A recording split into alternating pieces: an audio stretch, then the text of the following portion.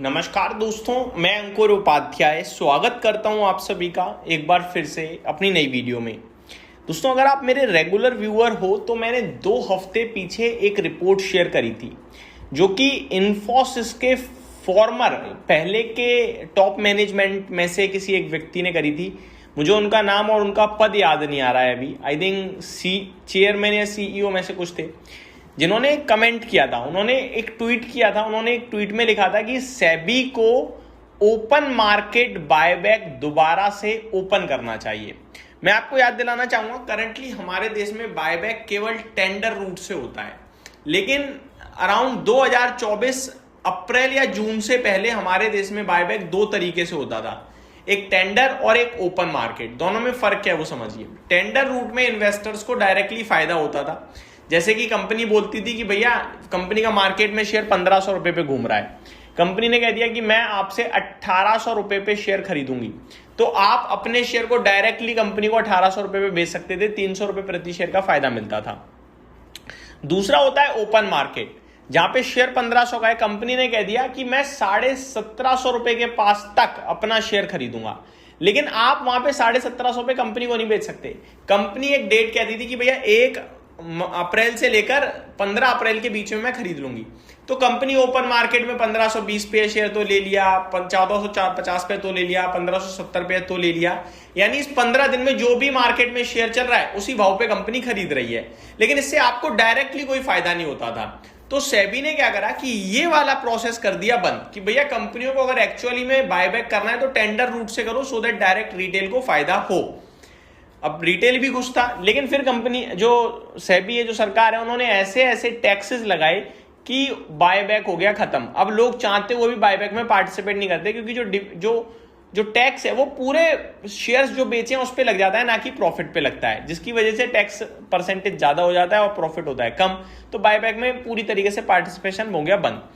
अब जो है इन्फोसिस के एक्स टॉप मैनेजमेंट थे, उनका बोलना था कि भैया ओपन मार्केट बायबैक करो स्टार्ट, सो दैट जब ओपन मार्केट में कोई बड़ा प्लेयर बेच रहा है जिसकी वजह से शेयर गिर रहा है, अगर कंपनी के पास पैसा है तो वो अपना शेयर खरीदकर उसकी गिरावट को रोक सकता है। ये चीज उन्होंने शेयर करी थी।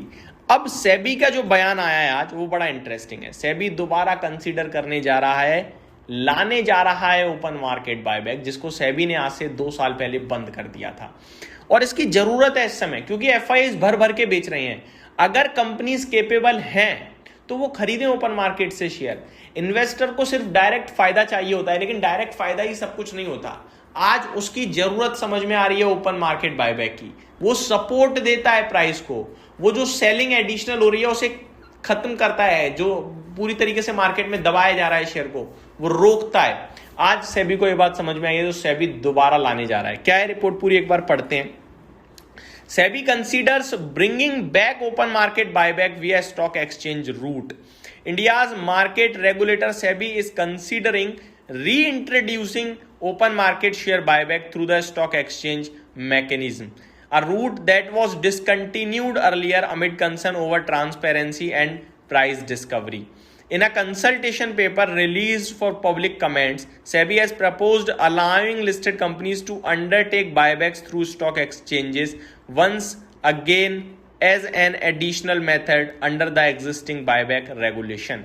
तो दोबारा से ये होने जा रहा है, आप ये मान के चलिए। Currently, companies are permitted to repurchase shares through tender offers, where shareholders participate proportionality or via odd lot buybacks and other structured routes. The open market mechanism through stock exchanges, however, was phased out due to concern around inefficiencies and lack of equitable participation. तो जैसा मैंने आपके साथ शुरू में बताया वही इस रिपोर्ट में मोस्टली लिखा हुआ है। दोस्तों, अब फायदा कैसे होने वाला है ये समझिए। आप नोटिस कर रहे हो 1-2 दिन से आईटी स्टॉक्स चल रहे हैं। आईटी के लिए ही ये सबसे ज्यादा फायदे की बात है, क्योंकि आईटी कंपनियां होती हैं कैश रिच, इन पे पैसा पड़ा है, ये अपने शेयर में बायबैक कर सकती हैं। इस खबर की वजह से मुझे लगता है मंडे को आईटी स्टॉक्स आपके लिए रडार पे रह सकते हैं और रहने चाहिए, एक्शन में आ सकते हैं, क्योंकि अगर बायबैक की खबर ये पूरी कंसीडर करी गई तो आईटी क्षेत्र बायबैक करेगा अपनी कंपनीज में। आज आईटी 2.5% भागा, किसी को कुछ समझ में नहीं आ रहा था, लेकिन इंटरनली कहीं ना कहीं लोगों को समझ में आ रहा था, कुछ बड़े इन्वेस्टर्स को। इसीलिए आप नोटिस करो बीते 2 दिनों से जो FII का डेटा है वो फ्यूचर स्टॉक्स में बाइंग का फिगर आया है। 1 अप्रैल को 3100 करोड़ की बाइंग का फिगर था FII का, अगर आप नोटिस करें कल के सेशन में। और आज भी मेरे को लगता है पॉजिटिव होगा जिस हिसाब से आईटी क्षेत्र ऊपर गया है। ज़्यादातर आईटी स्टॉक्स में FII काम करते हैं, और जो ये खबर है ये आईटी के लिए ही सबसे ज़्यादा बेनिफिशियरी है, क्योंकि पहले भी आईटी स्टॉक्स ही थे जो बायबैक लगातार करते थे, इन्फोसिस, विप्रो, TCS। और मेरे को लगता है ये जो खबर आई है ओपन मार्केट बायबैक की, आई थिंक ये अब इन स्टॉक्स को सपोर्ट इनकी कंपनी देंगी, ऐसा मेरा मानना है।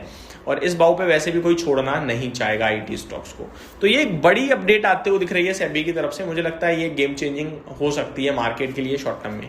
उम्मीद करता हूँ डिटेल्स पसंद आई होंगी। Thank you so much for watching this video. Have a great day guys.